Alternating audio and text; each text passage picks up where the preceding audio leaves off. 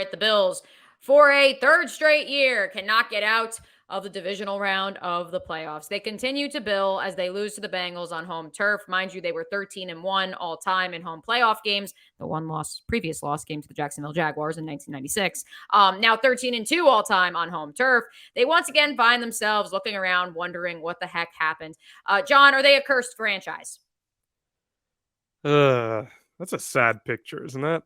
It's super sad, but also like I thought about this a lot as someone who even picked the Bills on my day show, XL Primetime on 1010 XL.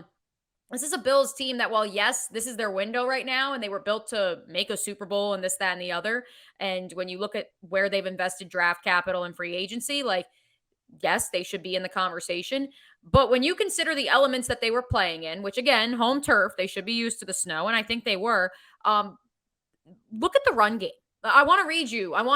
You don't even have to look at it. I will read it for you, John Alba. Here are the rushing stats for the Buffalo Bills in the snow on Sunday afternoon. Josh Allen, the quarterback, was the leading rusher. 8 carries for 26 yards. That's a 3.3 yard per clip average. Devin Singletary, 6 carries for 24 yards. James Cook, 5 carries for 13 yards. And I understand that was a byproduct of having to abandon the run because they were down 14-0 basically from the jump. But at the same time, in that sort of environment, I don't care that you have a Wyoming wild man at quarterback. Like, you need to run the ball, especially when Joe Mixon is doing what he's doing on the other side and rushing for, wait for it, over 100 yards on 20 carries. There are two elements in play here. Number one, it was pretty apparent, even from the midseason point, just what losing the coaching staff that the Bills lost last offseason had in terms of an impact on prior to Damar Hamlin, prior to anything with Damar Hamlin. They losing Brian Daboll and some of those guys, it was impactful because. Are you saying you didn't like Ken Dorsey's blow up, John? I'm just suggesting that maybe they should have potentially taken a look into that crystal ball and said, man, we got to do everything we can to retain this Daboll guy. But that is the first thing that needs to be said. The second thing that needs to be said is with the Damar Hamlin stuff, let's not forget, and let's give this team a little bit of grace in that just a few weeks ago, this team thought that one of their teammates died on the field and they had to go to emotional support therapy and counseling. That's a really heavy thing to deal with in terms of sustaining any momentum on a football field. So I'm going to give them a little bit of grace. I'll say this, that window is closing fast. And when I say fast, I mean like next year's your year. And if you don't make it happen by next year, there's going to be some serious questions about does Buffalo just blow it all up or not? And with the amount of talent that they've had, including Stephon Diggs, it just, what a miss that would be for Buffalo. And you do have to give credit on the other side. Joe Burrow is going to win a Super Bowl, and it very well may be this year. He is every bit of daddy swagger that you could possibly want from an NFL quarterback. He's a game manager. He's got a big arm. He's got weapons around him. Big kudos, Mia. More than talking about a Bills team that's cursed, big kudos to a Bengals franchise that did the work and did the rebuild the right way and in a fast, efficient way as well. Well, that's the thing with the Damar Hamlin tragedy, which obviously, we're glad to hear he's doing great. But John, in the however many minutes it was that game was played before it was canceled after his medical emergency, the Bengals marched right down the field and scored a touchdown. Joe Burrow, what was he, like 7 of 8 to begin that game? He was 9 of 9 to begin the game on Sunday this afternoon. So, yeah, I'm going to go with, as much as, yes, this is a Bengals team that has dealt with a lot. At the same time, this is also a Bills team that's dealt with a lot. This is a Bengals team that might just be better. And that's that. And I think it speaks to the way the NFL is headed in terms of an offensive football game where points are at a premium. You see that with Kansas City and the Chiefs and what they've built out there. And now you're seeing it with the Bengals where their defense, yes, sometimes it can be suspect, but they've invested enough in free agency that it does just enough.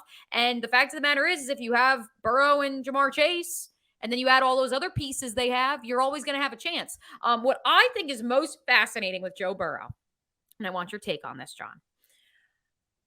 I think he's the new Tom Brady because I think he has the clutch gene. The difference is he is more vocal than Brady. He is more in your face, better go get them refunds.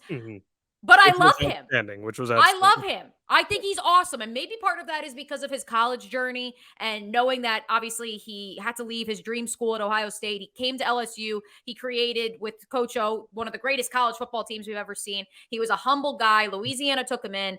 Like maybe that's why. I don't know. I look at him and I look at Brady and I see the clutch gene, but I can't stand Brady and I love Joe Burrow. Before I answer, I want to send a special thanks to the Rave Bay for Super Sticker $9.99. We appreciate you. If you want to get in on the action with the super chats, kynchat.com, or right here in the YouTube chat, just like our friend the Rave Bay. I see you, Rave Bay. I see what you did there. If you want to get in on the fun, send us those super chats. We'll read your comments on air. Listen, I think the Brady comparison is great. He's a pocket quarterback, big arm, efficient, does Gamer, everything winner. well, does everything that I just said Dak Prescott doesn't do, right? Like managing things downfield, marching forward. And when you're playing from behind, you know that Joe Burrow can give you the lead. And that's everything you look for in a great quarterback. The swagger, I can't get the swagger. I see that shot of him after the national championship game with the cigar in his mouth. That's potential face of the league caliber stuff.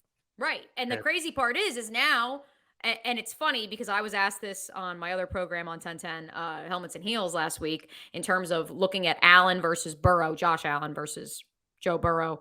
Who do you put 2, 3 among the best quarterbacks in the National Football League? And where does Trevor Lawrence fit in there? The question is, in terms of fourth quarter comebacks, I mean, even your boy Daniel Jones has got more street cred these days. Oh, yeah, Than absolutely. Josh Allen in that category. And that's the bigger overarching conversation. It's not, are the Bills cursed?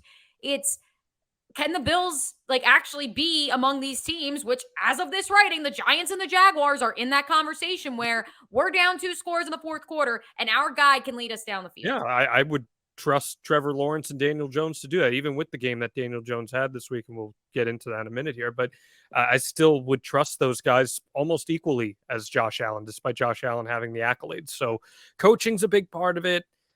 Elements play part of it as well. Your opponent plays part of it, but it was not an encouraging sign for the Bills. There were dropped passes in this one. They couldn't get the run game going. You're absolutely right. 100%. If you want to see all our videos about real news stories that are funny, stupid, or weird, click the subscribe button below. Otherwise, we'll start posting spoilers about your favorite new movies.